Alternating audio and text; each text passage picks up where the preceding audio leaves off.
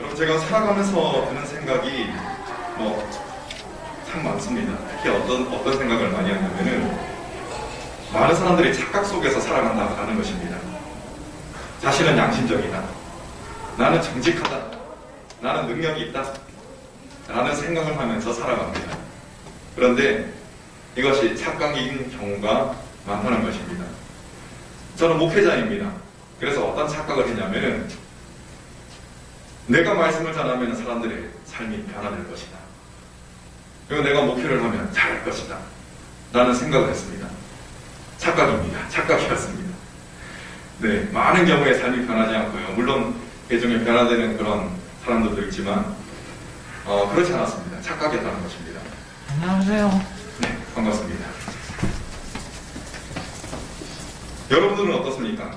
여러분들도 아마 많은 착각을 하실 겁니다. 또 어떤 착각을 하냐면은, 내가 하나님의 일을 한다라는 착각을 하는데 사람의 일을 하더라라는 것이죠. 그것도 착각입니다. 그리고 사람을 변화시키는 분 누구십니까? 하나님이십니다. 근데 내가 변화시켜야 되겠지. 착각입니다. 많은 사람들이 착각 속에 살아갑니다. 물론 그 중에서도 정말 도덕적인 사람, 양심적인 사람 있을 수 있습니다. 하지만 모든 것을 상대적인 기준으로 보거든요. 그래서 어느 누구보다는 더 양심이 있고 도덕적이고 어느 누구보다는 더 실력이 있다라고 말할 수는 있지만, 그것을 절대화시킬 수는 없는 것입니다.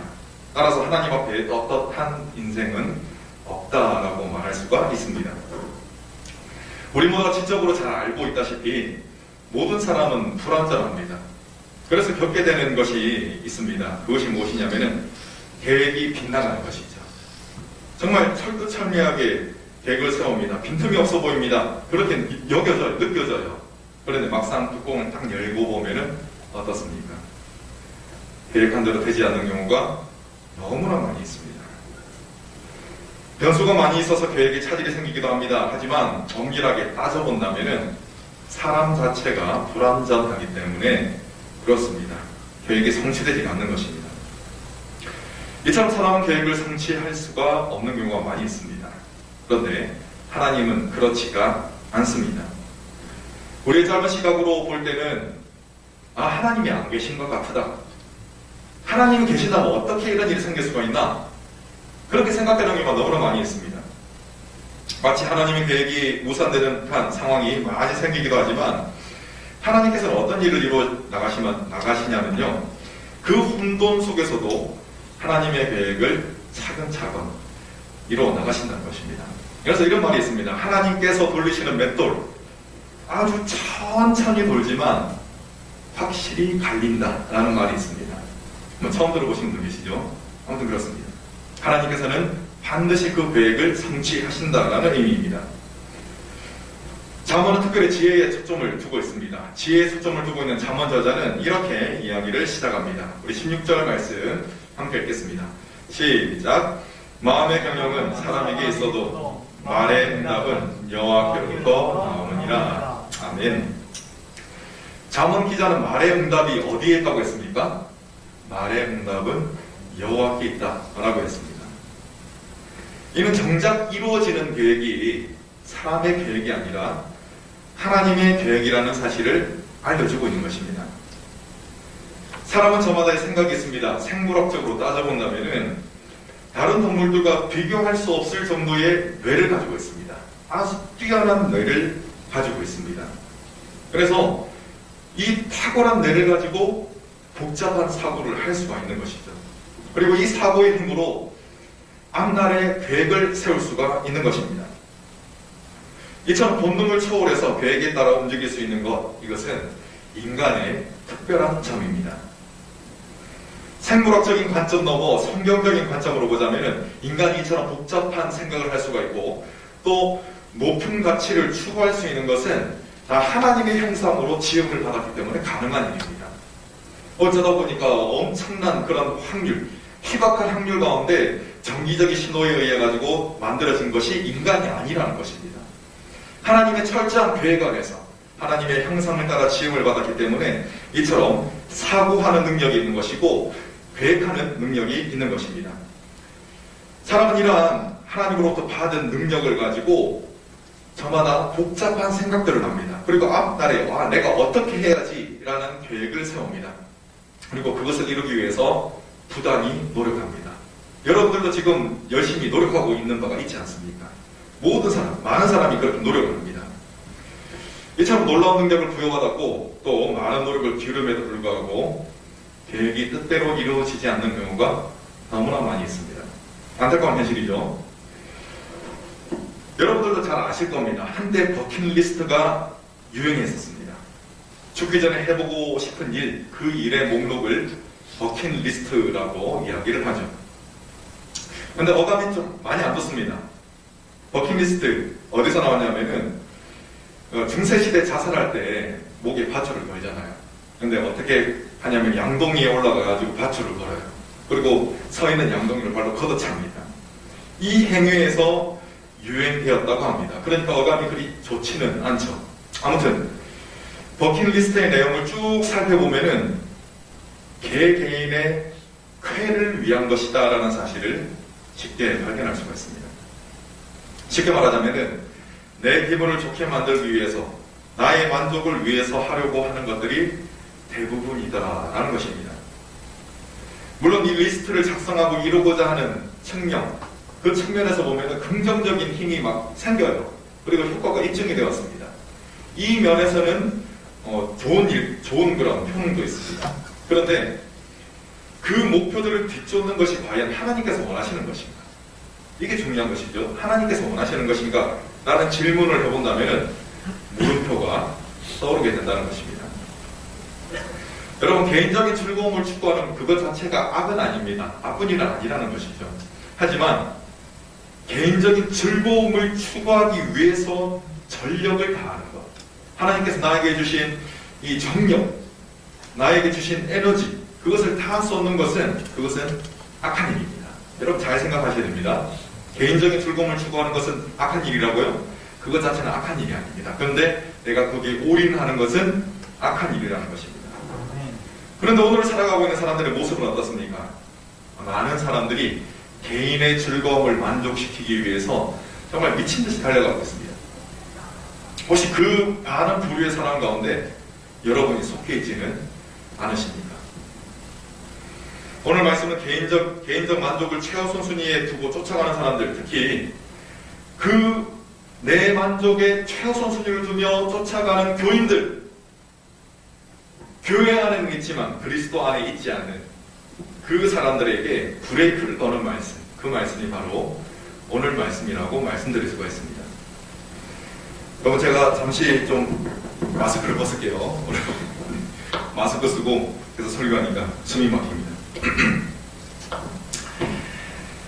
오늘 말씀 가만히 살펴보니까 1절과 9절 말씀이 동일한 뜻을 가지고 있다는 것을 알 수가 있습니다. 1절, 9절. 여러분 9절 한번 읽어볼까요? 시작. 사람이 마음으로 자기의 길을 계획할지라도 그의 걸음을 인도하시는 이는 여호와시니라. 아멘. 여러분 1절 말씀과 9절 말씀이 무엇을 이야기하냐면요, 일의 성취가 하나님께 달려있기 때문에 인생이 뜻대로 안 된다는 것, 그것을 공히 이야기하고 있습니다. 이는 다시 말해서 개인적인 욕구를 채우고 욕망을 이루기 위한 계획은 성취되지가 않는다는 말입니다. 인간은 포장하는 기술이 뛰어납니다. 분명 내 욕심을 이루기 위한 것입니다. 그럴싸한 명분을 내세우면서 포장을 해서 어떻게 이야기하냐면 공공의 이익을 위해서 한다. 그 내면은 나를 위해서 하는 것인데, 내 만족을 위해서 하는 것인데 공공의 이익을 위해서 한다라고 포장을 합니다. 여러분, 우리나라를 지금 떠들썩하게 만드는 사건이 있죠. 제가 굉장히 빵 터진 사건이 있습니다. 고양이가 화초를 넘어뜨렸습니다. 그래가지고 주인을 딱 쳐다보고 있는 그런 사진이 있더라고요. 그래서 주인이 고양이한테 질문합니다. 야, 너 넘어뜨린 게 뭐냐? 고양이가 대답합니다. 화초인데 이렇게 대답을 하더라고요. 정말 재밌는 그런 사진을 봤습니다. 아무튼 그런 것들 보면은 뭐 명분은 좋습니다. 그 이익을 사람들에게 다 나눠주기 위해서 한다. 좀 정치적인 부분이 있지만 아무튼 여러분 잘 그냥 분별해서 들으시기 바랍니다. 분명히 개인적인 욕심을 위한 것입니다. 그런데 자기 욕심을 다른, 그러니까 이렇게 공공의 이익을 위한다라고 이야기하는 것이죠. 여러분 2절을 한번 보실까요? 이 2절의 말씀이 이것을 굉장히 적나라하게 드러내고 있습니다. 함께 읽겠습니다. 시작. 사람의 행위가 자기 보기에는 모두 깨끗하여도 여호와는 심령을 감찰하시느니라. 아멘. 감찰이 잘 다 살펴보신다는 것입니다. 그런데 자기가 보기에는 어떻습니까? 깨끗합니다. 왜 그렇게 보이냐면 합리화를 하기 때문에 그렇습니다. 하지만 하나님은 심령을 다 꿰뚫어 보십니다. 본질을 꿰뚫어 보십니다. 그래서 본질을 꿰뚫어 보시기 때문에 하나님께서는 그 모든 것을 합당하게 판단하시고 또 심판을 하신다는 것입니다. 또 하나님께서는 모든 것의 본질을 꿰뚫어 보시기 때문에 무엇을 하시냐면은 가장 정의롭게 다스릴 수가 있다는 것입니다. 그리고 4절 말씀을 보면은 온갖 것이 쓰임에 적당하게 지음을 받았다라고 했습니다. 여러분 이것은 모든 것에 상관관계가 있다는 것을 뜻합니다. 쓸데없이 지음을 받았던 것, 쓸데없이 이 세상에 드러난 것, 그것은 없다는 것입니다. 제가 처음에 말씀드렸죠. 이해할 수 없는 일들이 우리의 삶 속에서 일어납니다. 그래서 하나님 도대체 왜 이러십니까? 저한테 불만이 있으십니까? 이런 질문을 할 때도 있습니다. 그런데 그런 질문을 할 만한 일들 가운데서도 하나님의 뜻이 있다는 것이죠. 여러분 이런 질문이 나올 만한 대표적인 현상이 어떤 현상입니까? 악인들의 형통입니다. 나는 법을 지키고 나는 말씀을 지키는데 나보다 하나님을 따르지 않는 사람들이 더 잘 나가는 것 같습니다. 그러면 이런 질문들이 터져 나옵니다. 하나님 왜 이러십니까? 그런데 여러분 오늘 말씀에서 어떻게 이야기하냐면은 악인도 악한 날에 적당하게 하셨다라고 말씀하고 있습니다. 이것은 무슨 뜻이냐면은 악인들의 그에 합당한 심판을 반드시 받게 될 것이다 라는 말입니다. 모든 것을 만드신 하나님께서는 모든 것을 다스리시고 또 모든 것을 꿰뚫어 보시기에 가장 정의로운 심판을 하십니다. 이 모든 것을 하나님의 주권이라고 말할 수가 있습니다. 여러분 하나님의 주권을 인정하는 것은 인생을 살아가는 것에 있어서 굉장히 중요합니다. 하나님의 주권을 인정하지 않는 인생들은 정작 자신의 모습은 보지 못합니다. 그리고 분노에 사로잡혀서 살아갑니다. 이러한 분노와 교만함이 만나면은 폭발적인 파괴력을 지니게 됩니다. 특히 제가 이제 목회자잖아요. 목회자이기 때문에 목회자가 이 분노와 그리고 교만함 만나는 경우가 심상찮게 있습니다. 그래서 어떻게 하냐면은 본인이 정작 하나님과 가장 거리가 먼 사람임에도 불구하고 자기가 가장 정의로운 사람이라고 생각을 하는 것입니다. 그래서 어떻게 합니까? 다른 사람들을 정죄하는 것이죠. 야, 너 왜 그러냐? 이렇게 정죄하는 것입니다. 그러니까 수많은 사람들이 상처를 받게 되는 것입니다. 이 사람은 교만함 때문에, 분노 때문에 이 땅에서 하나님과 단절된 생활을 하게 됩니다. 어떤 사람이요? 교만한 사람. 그래서 이 땅을 살아가면서 무엇을 경험하며 살아가냐면은 지옥을 경험하며 살아갑니다. 사람들과 어울리면서 서로 위로하고 격려하고 그것이 바로 천국인 것이죠. 그런데 그것이 없이 고립된 채 살아간다라는 것입니다. 저는 간혹 이런 참 두려움에 사로잡힙니다. 내가 혹시 이런 사람입니까? 하나님과 먼데 정의로운 척, 의로운 척하면서 다른 사람을 정죄하는 사람이 아닌가. 제가 여러분들을 보니까 여러분 가운데는 그런 사람이 안 계시는 것 같아서 감사합니다. 그런데 하나님 뜻에도 별다른 관심이 없는 것 같아서 조금 아쉽기는 합니다. 여러분, 여러분들의 인생의 주인은 누구십니까? 하나님이십니다. 그렇기 때문에 지금 느껴지는 나의 결핍을 채우기 위해서 발버둥 치는 것, 그것을 즉시 멈춰야 합니다. 그리고 인생의 안테나를 하나님께 맞춰야 하는 것입니다. 여러분, 이것은 굉장히 어렵습니다. 아니, 엄밀하게 말씀드릴게요. 불가능합니다. 뭐가요? 하나님께 안테나를 맞추고 살아가는 것은 불가능합니다. 그런데 가능해질 때가 있습니다. 언제 가능해지느냐? 여러분, 이것은 따라하시면 감사하겠습니다. 따라해 주시기 바랍니다. 내가 예수 안에서 죽고 예수 안에서 살아갈 때, 맞습니다. 이때, 오직 이때 내가 하나님께 안테나를 맞추고 살아갈 수가 있는 것입니다. 그것을 어떤 인생이라고 표현할 수 있냐면은 주바라기의 인생이다, 이렇게 말할 수가 있는 것입니다. 여러분, 저는 저를 포함한 우리 모든 지체들이 이러한 주바라기의 인생을 살아가기를 원합니다. 여러분, 예수님께서 우리에게 왜 생명을 주셨을까요? 가장 귀한 생명, 그것을 왜 우리에게 주셨겠습니까?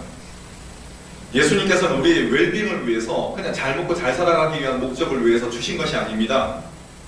예수님은 왜 우리에게 그토록 귀한 생명을 주셨느냐? 우리로 하여금 새로운 생명으로 살아가게끔 만드시기 위해서. 그래서 그 귀한 생명을 주신 것입니다. 여러분, 인간의 타락한 본성은 하나님의 변함없는 말씀조차 자기 중심적으로 해석하게 만듭니다. 3절 말씀 한번 같이 읽어볼까요? 시작. 너의 행사를 여호와께 맡기라. 그리하면 내가 경영하는 것이 이루어지리라. 내가 경영하는 것이 이루어지리라. 굉장히 혹하지 않습니까? 여러분, 잘못된 해석으로 인해서 이 말씀을 오해하는 경우가 많은데, 이 말씀을 오해하면서 기도하면 이런 기도가 됩니다. 하나님, 제 소원 아시죠? 하나님의 소원은 잘 모르겠습니다. 제 소원 아시죠? 저는 신경 쓰면서 고생하기 싫으니까 하나님이 알아서 제 뜻 이루어주세요. 이렇게 진짜 기도가 된다니까요. 여러분, 하나님은 개인의 욕심을 이루는 것에는 관심이 없으십니다. 따라서 이 기도에 응답하시지도 않으십니다. 그렇다면 이 3절의 말씀은 무슨 뜻일까요? 이 3절의 참뜻이 무엇일까요? 이는 내 인생을 향한 하나님의 뜻이 이루어지는 그 일들, 어떤 건요? 내 인생을 통해서 하나님의 뜻이 이루어지는 것, 그것을, 그 일들을 하나님께 맡기라는 것입니다. 내 노력, 내 의지로는 하나님의 뜻을 이룰 수가 없습니다. 그러니까 그것을 하나님께 맡기라는 것입니다. 여러분, 하나님의 일들이 이루어지는 과정은 오늘 말씀 6절에 잘 나타나 있습니다. 우리 6절 말씀 함께 읽겠습니다. 시작. 인자와 진리로 인하여 죄악이 속하게 되고 여호와를 경외함으로 말미암아 악에서 떠나게 됩니다. 아멘. 여러분, 하나님께서 우리 인생들을 향한 간절한 바람이 있습니다. 하나님의 간절한 바람, 그것은 바로 인생들이 악에서 떠나는 것입니다.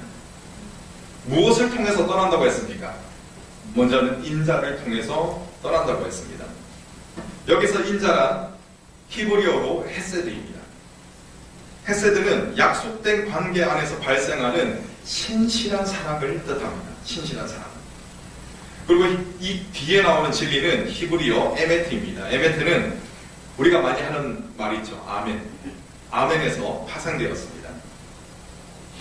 이는 진리라는 뜻이 있지만 충성스러움이라는 뜻도 함께 가지고 있습니다. 따라서 인자와 진리, 이 두 단어는 하나님을 향한 충성스러운 마음을 뜻하는 것입니다. 충성스러운 마음. 이와 같이 하나님을 향한 충성스러운 마음이 있는 자가 어떤 자냐? 하나님을 경외하는 자인 것입니다. 내가 하나님과의 관계를 위해서 시간을 투자하지 않습니다. 그리고 하나님께 나의 물질을 드리지 않습니다. 하나님께 드리려고 하면 아깝습니다. 그러면은 그 사람은 하나님을 경외하는 자가 아닙니다. 여러분, 하나님을 경외하는 자가 하나님의 능력으로 인해서 악에서 떠나가게 된다라는 사실, 이 사실을 꼭 기억하시기 바랍니다. 이것이 무엇이냐면은 하나님이 인생에게 그토록 원하시는 성화라는 것입니다. 성화. 여러분, 저는 여러분들과 함께 이 두 가지 말씀을 비교해 보기를 원합니다. 조금 전 읽었던 3절 말씀 한번 읽어볼게요. 한번 읽겠습니다. 시작. 너의 행사를 여호와께 맡기라. 그리하면 내가 경영하는 것이 이루어지리라. 아멘. 저는 이 시간 말씀을 통해서 여러분들이 말씀 깊은 곳을 살펴볼 수 있는 렌즈를 제공했습니다. 그래서 여기서 말하는 너의 행사가 욕심을 추구하는 그것이 아니라는 것을 여러분들은 알게 되었습니다. 이제 제가 예수님께서 하신 말씀을 한 구절을 더 소개를 해드리겠습니다. 이 말씀 해석의 렌즈를 잘 착용하신 분들은 이 예수님의 말씀을 보고 아마 소름이 돋을 겁니다. 소름이 돋을지 안 돋을지 한번 보겠습니다. 예수님께서 하신 말씀 요한복음 15장 7절입니다. 함께 읽습니다. 시작. 너희가 내 안에 거하고 내 말이 너희 안에 거하며 무엇이든지 원하는 대로 구하라. 그리하면 이루리라. 아멘. 그리하면 이루리라. 아멘. 아멘. 여러분 어떻습니까? 소름 돋지 않습니까? 저는 말씀을 준비하면서 정말 소름이 돋았습니다. 잠언 3장 말씀과 16장 3절 말씀과 이 예수님의 말씀이 그야말로 싱크로율 100%입니다. 100%. 우리가 예수님 안에 거하고 예수님의 말씀이 우리 안에 거할 때 그때 드리는 기도가 어떻게 된다고요? 그때 드리는 기도가 온전히 이루어진다는 것입니다. 근데 우리는 어떻게 살아갑니까? 내 욕심을 이루는 기도, 이루기 위한 기도, 그것을 드리고 이루어지지 않으면 하나님 안 계신 것 같다. 얼마나 많은 사람들이 이런 이유로 신앙을 버리는지 모릅니다, 여러분. 그런데 그것은 진정한 기도가 아니라는 것입니다.